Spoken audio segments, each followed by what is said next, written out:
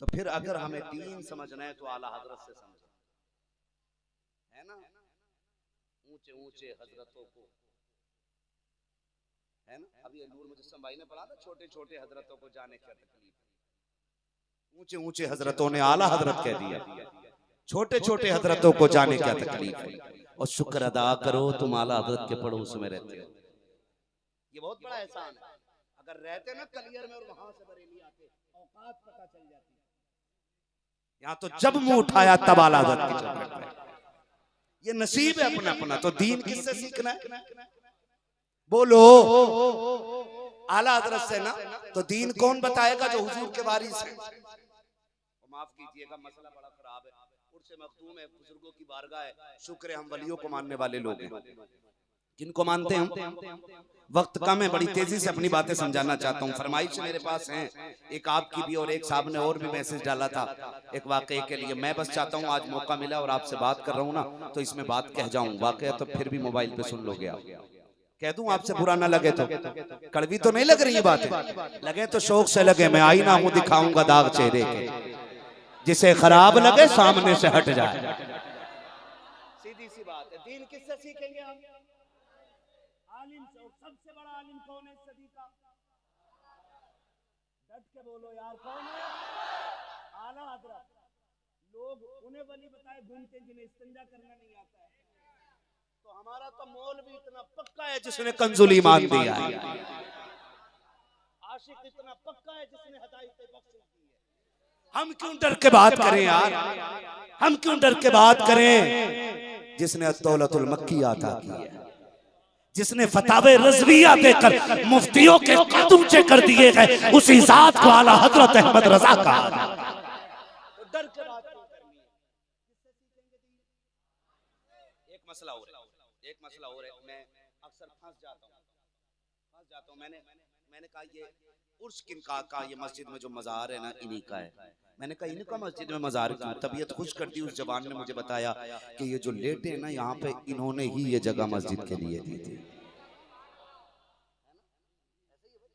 अल्लाह उनकी कब्र पर रहमत व गुफरान की बारिश भाई। तो अल्लाह उनकी बेहिसाब मग़फ़िरत फरमाए। और मैं मुबारकबाद पेश करता हूँ, आपने एहसान का हक अदा कर दिया है ना। वो अल्लाह अल्लाह करने के लिए जगह दे करके गए हैं, आपने उन्हीं के नाम की महफिल सजा रखी है, उन्हीं के इसाले सवाब के लिए। खुदा आपको सलामत रखे। तो दीन किससे सीखना है? आलिम से। मसला क्या है? माफ कीजिएगा, देखो मैंने पहले कह दिया, मुझे किसी खानका से जोड़ के ना सुने आप, इंसाफ के साथ सुने। एक बात जो कही जाती है ना कि मौलवियों की और वलियों की कभी बनी नहीं। मौलवियों की बनती नहीं। क्यों? मौलवियों की लाइन अलग है और वलियों की अलग है। एक तो गधा मुझसे कह रहा था आला हजरत वली नहीं। मैंने कहा फिर क्यों? कब? वो तो मौलाना था। मैं आपको एक उसूल बताऊं, 100% ये तमाम जिम्मेदार लोग बैठे हुए हैं, उसके साथ कुबला बैठे हैं, मैं पूरी जिम्मेदारी के साथ कहता हूं, वली वही होगा जो आलिम होगा। जो आलिम नहीं वो वली हो ही नहीं सकता है। कमरे में बैठ के बात नहीं कही है, ये मैंने ऑन द रिकॉर्ड कही है। ऑन रिकॉर्ड ये बात कह रहा हूँ। ये अलग बात है, अल्लाह विलायत बाद में देता है, इल्म पहले देता है। ये अलग बात है, वो इल्म या तो कसबी होता है या अताई होता है। लेकिन खुदा जिसे विलायत देता है उसे इल्म जरूर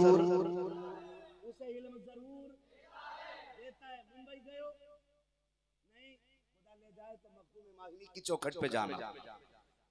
आपको पता लगेगा कितनी बड़ी बात है। बहुत बड़े पाए के बुजुर्ग हैं सरकार मखदूम माहिमी। आप छोटे से थे, यतीम थे, माँ के पास एक ही लाल था। माँ अपने बेटे को देख के जी रही है, बेटा माँ को देख के जी रहा है। ये माँ की कुर्बानियां होती हैं। अल्लाह एक बेटा दे दे ना तो माँ फिर दूसरा निकाह नहीं करती है। अक्सर मैंने देखा, नहीं भाई, माएँ दूसरा निकाह इसलिए नहीं करती हैं कि कहीं मेरे बेटे की जिंदगी में दुख ना आ जाए। मिलते हम लोग से ऐसे लोग, कोई कहता दुआ कर दे, एक ही बेटा ये बड़ा हो जाए, इसके सहारे जी रही हूँ, इसके सहारे जी रही हूँ। मैं बेटों से गुजारिश करूंगा खुदा के वास्ते, अगर बाप नहीं है और माँ ने पाला है ना, तो उसके पैर की जूती बन के पूरी जिंदगी गुजारना। अगर पैर की जूती बन के भी जिंदगी गुजार दोगे ना, उसके 1 साल की परवरिश का हक अदा नहीं कर सकते हो। खुदा की कसम, माओ से पूछो लालों को किस दर्द के साथ पाला करती है। आज मैं मुजाबिरों से भी कहना चाहता हूँ, खानकाह के उन जिम्मेदार लोगों से भी कहना चाहता हूँ जिनकी खानकाहों में माँ बाप की अजमत के लिए 2 लफ्ज नहीं होते हैं और 40-40 जुम्मेरात मज़ारों पे बुला करके झाड़ू लगवाई जाती है। खुदा की कसम, माँ बाप को छोड़ करके तो खुदाए पाक राजी नहीं होता है, फिर मज़ार वाला कैसे राजी हो सकता है। हम तो इतना जानते हैं, जिससे माँ बाप राजी होते हैं उससे रसूल पाक राजी होते हैं, और जिससे रसूल पाक राजी होते हैं उसी से पैदा करने वाला खुदाए पाक राजी हुआ करता है। ये फैसले भी तो कभी कभी किया करो। कह रहा पेट में दर्द है, तो 40 जुमेरात अगरबत्ती जला दे। ठीक है जी, मैं बाजारों का मुनकिर नहीं हूँ, लेकिन ये भी तो कहे कि 40 बार माँ से कह के दुआ करा ले, 40 बार माँ के पैर दबा दे। कसम खा के कहता हूँ, वो जो झोली होती है ना उनकी, जब उठती है ना, तो फिर रहमतें ये नहीं देखती इसके हाथ में गोबर लगाए कि मिट्टी लगी है कि क्या लगा है। इधर हाथ उठते हैं, उधर मकबूलियत की जमानत अर्शों से उतार दी जाती है। जहां लेनी थी दुआ वहां ली नहीं। मुझे तो बड़ा अजीब सा लगता है। मैं कहता हूँ भाई नारे ना लगाए, फलाने की आमद, धुआंके की आमद, क्या भाई पहाड़ आ रहा है, तो हम भी यार दीन के नौकर हैं। क्या रुतबे, रुतबे उसके बुलंद है जो ईमान बचा के कब्र तक ले गया यार।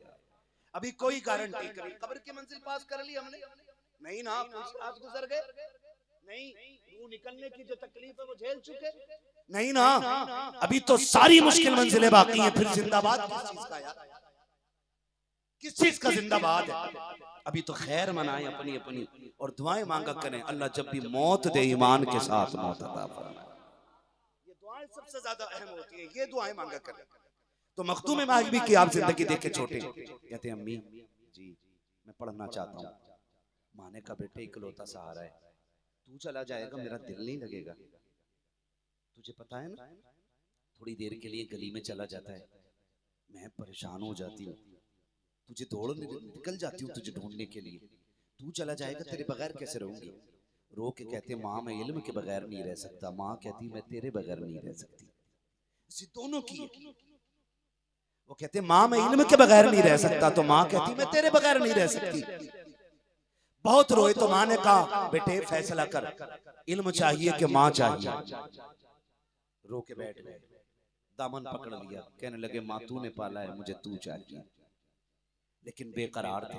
माँ ने कहा रो क्यों रखा, माँ इल्म के बगैर गुजारा नहीं होता है। माँ की झोली फैल गई, अल्लाह मेरे बेटे ने ना मेरे लिए अपनी सबसे पसंदीदा चीज छोड़ दी है, मालिक तेरे लिए तो कुछ बाईद नहीं है ना, तू मेरे बेटे की मुश्किलें आसान फरमा। माँ ने दुआएं कर दी। मखदूम में मागिमी समंदर के किनारे टहलने के लिए गए, एक पत्थर पे बैठ के रो रहे हैं। सामने से खूबसूरत बुजुर्ग नजर आए, उनका चेहरा देखा, देखते रह गए। करीब आके बुजुर्ग ने कहा बेटे क्यों रो रहे हो? कहा परदेसी जाइए, आपको क्या मतलब है, मैं अपने दुख में रो रहा हूँ। कहा बेटे बताओ तो सही, मैं तुम्हारे काम आ सकता हूँ। कहा कौन किसके काम आ सकता है, मेरी मजबूरी ऐसी है कोई काम नहीं आएगा। कहा बेटे बता तो सही क्या मजबूरी है? कहा मैं पढ़ना चाहता था, माँ ने प्रदेश जाने की इजाजत नहीं दी है। कहते फिर परेशान क्यों होते हो? कहा क्यों? कहा अगर इजाजत दो तो रोज यही दरसगाह लग जाया करेगी, यहीं बैठ के इल्म हासिल कर लिया करना। कहा पढ़ाएगा कौन? आने वाले ने कहा मैं आया करूंगा पढ़ाने के लिए, तुम आया करना पढ़ने के लिए। बच्चे ने कहा तुम हो कौन? कहा अगर ये राज ना बताओ तो मैं तुम्हें बता दूं। कहा कौन है आप? कहा मुझे खिज़र अलैहिस्सलाम कहा जाता है,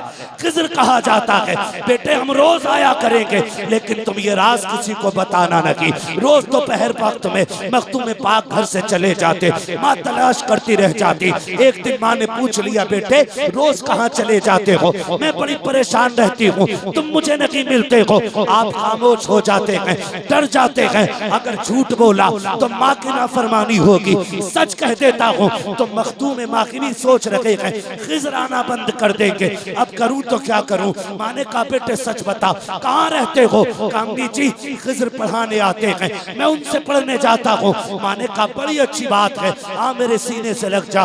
बेटे देख अब तुझे पाबंदी से पढ़ना है। चीख निकल गई मखदूम माखिनी की। अम्मी जी आज के बाद अब पढ़ाई का सिलसिला बंद हो जाएगा। कहा क्यों। का मखदूम कहते हैं मुझसे खिज़र ने वादा लिया था अगर राज खोल दोगे हम आना बंद कर देंगे।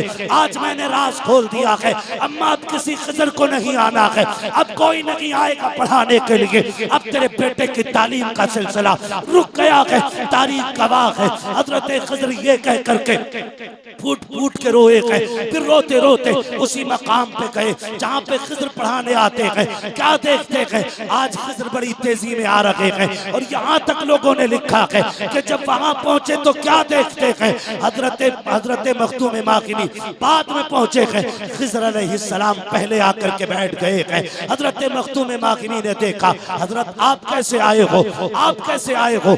आपने तो कहा था कि अगर राज खोल दूंगा तो नहीं आओगे। कहा बेटे मैं पढ़ाने नहीं आया हूँ, मैं अपने वादे पर कायम हूँ। कहा फिर क्यों आए हो। कहा मुझे रब ने भेजा है। कहा किस लिए। कहा खिज़र जा मेरे बंदे ने माँ की रजा के लिए अपनी महबूब चीज छोड़ दी है, जाके उसके सीने को इल्म से भर दे। मैंने कहा मालिक मैंने पढ़ाने से वादा किया था, मैं पढ़ाने नहीं जाऊंगा।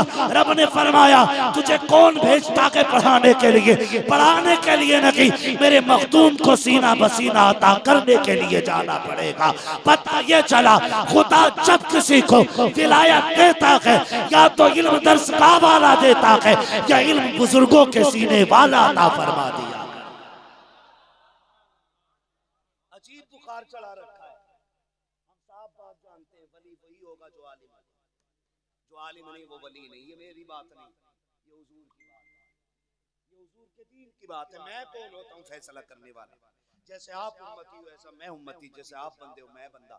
लेकिन वो दीन बता रहा हूँ जिसे हमने आंखें बंद कर ली हैं, जिससे निकले और समझे दीन क्या और वली का मतलब समझने की कोशिश करें।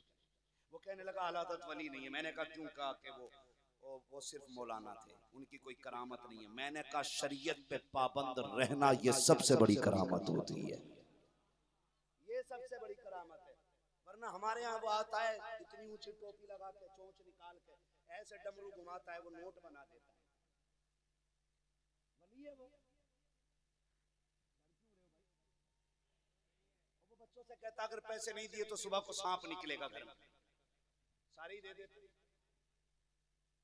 उसे वली मान ले हम, एक डब्बे के अंदर से सांप निकाल देता हूं, वली है वो भाई। वो काम तो अजीब कर रहा है ना, रुमाल का कबूतर बना दिया उसने, फिर भी वली नहीं है ना। वली कौन है। वली कौन है। वली वो है जो हुकूमत की आंखों में आंखें डाल के ये कहते सुन मुस्तफा का दीन है, ये बदला नहीं जाएगा, जरूरत पड़ेगी तो हुकूमतें बदल दी जाए। जो मेरे मुफ्ती आजम के कलम से निकले सारे फतवों में वही फतवा नुमाया होगा। वली वो है जो दीन पे कायम है, वली वो है जो शरीयत को मजबूती से, सबसे बड़ी करामत उसकी है, सबसे बड़ी करामत है शरीयत को मजबूती से थामना। आला हज़रत ने कितनी मजबूती से थामा जानते हो। बुरा न लगे तो छेड़ दो थोड़ी सी, बर्दाश्त कर लेंगे। मैं किसी को दुख देना नहीं चाहता, मैं चाहता हूं अगर कोई बहक गया है ना तो वो दिल अच्छे करे।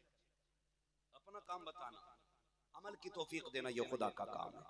वक्त बड़ा कम है वरना मैं बात करता। आज खानकाहों में जाके देखो खामखाही चल रही है, खानकाहों में इल्ला माशाअल्लाह खामखाही चल रही है। खानकाही निजाम दरम बरम, पैसे वाला पीर फोन कर दे मुरीद हुजूर दावत है तो कहते हैं अरे जनाब फोन क्यों किया, खाली खत डाल दे। हम तो चले आते क्योंकि हम हैं ही पैसों के गुलाम। वो गरीब जूती तोड़ रहे हैं, हजरत पानी दम कर दे, वो टाइम नहीं है। ये दीन है आज, ये निजाम हमारे। आ तुझे बताऊं दिल कितना अहम होता। सरकार आला हज़रत बोलो सुभान अल्लाह, ओ जोर से बोल दो यार, है ना। सरकार आला हज़रत को पढ़े। मुफ्ती साहब क़िबला तशरीफ फरमा, तमाम जिम्मेदारों की मौजूदगी में कह रहा हूँ। आला हज़रत की बारगाह में एक छोटा बच्चा रहता था जो खाना वाना घर से लेके आया करता था। समझे जरा, समझे जरा, जबकि पठान है आला हज़रत बिरादरी के, क्या है, और पठान का गुस्सा नाक पे रहता है। किधर रहता है?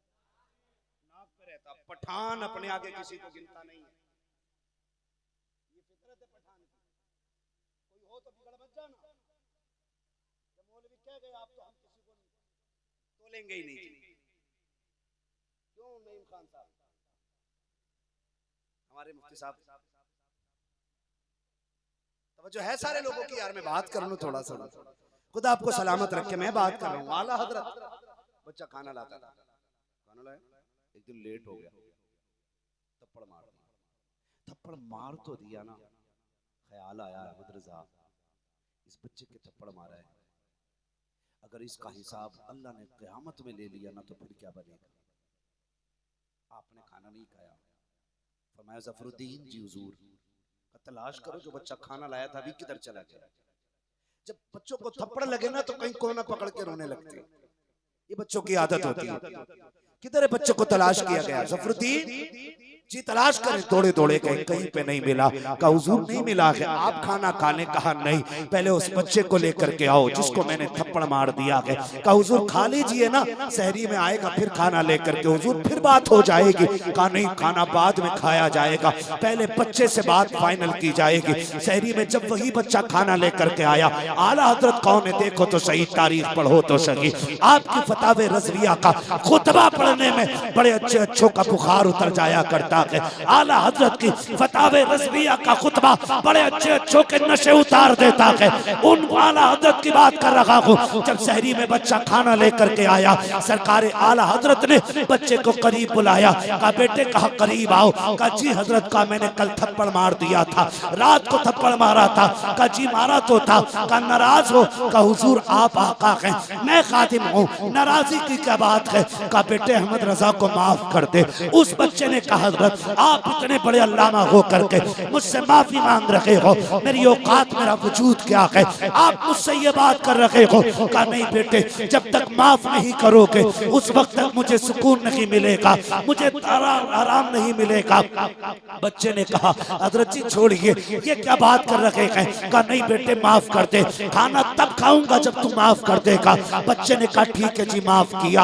आप कहते ना अभी भी माफी नहीं मिली है। कहा फिर आला हज़रत घुटनों पे आ जाते हैं, बच्चे के आगे बैठे, कहने लगे बेटे मेरे चेहरे पे तमाचा लगा जैसे मैंने तेरे मारा था। अब बच्चे की चीख निकल जाती है, रो के कहता है कहा आप जैसा इल्म वाला, कहा मुझ जैसा हकीर बंदा, मैं आपके थप्पड़ कैसे मारूं। आप कहते हैं मेरे रुतबे को न दे, मेरी काबिलियत न दे, मुझे मैदान महशर का खौफ तड़पा रहा है, मुझे रब की बारगाह की हुजूरी डरा रही है, मुझे मुस्तफा का सामना करना है। बेटे थप्पड़ मार तो सही, तारीख गवाह है जब बच्चे ने थप्पड़ मारा था जितने बैठे थे सबकी आंख में आंसू आ गए थे। इतना बड़ा अल्लामा होकर के, इतना बड़ा इल्म वाला होकर के एक बच्चे के हाथ का थप्पड़ खा रहा है और दुनिया को उसूल दे रहा है। ओ लोगों, पगड़ियां जितनी चाहे ऊंची हो जाए, जुब्बा जितना चाहे महंगा हो जाए, आपके कदम में जितने चाहे चांद लग जाए, आपकी इज्जतों में जितनी चाहे शोहरतों के मीनारे बुलंद हो जाए, लेकिन जब जब तुम्हें आखिरत का ख्याल आए अपनी बुलंदियां न देखा करो, खुदा के कहर से डर जाया करो, उसकी पकड़ से डर जाया करो। अल्लाह वाला वो नहीं होता जो दिल तोड़ देता है, अल्लाह वाला वो होता है जो टूटे दिल जोड़ देता है।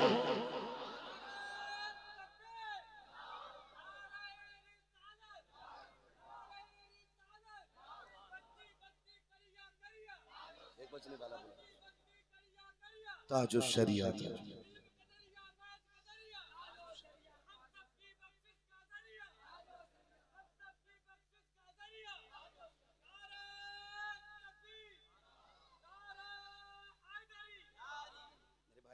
निकले इन चीजों से, निकले। ये कौन पट्टी पढ़ा रहा है हमें कि वलियों की और मौलवियों की कभी बनी नहीं। मैं कहता हूँ वो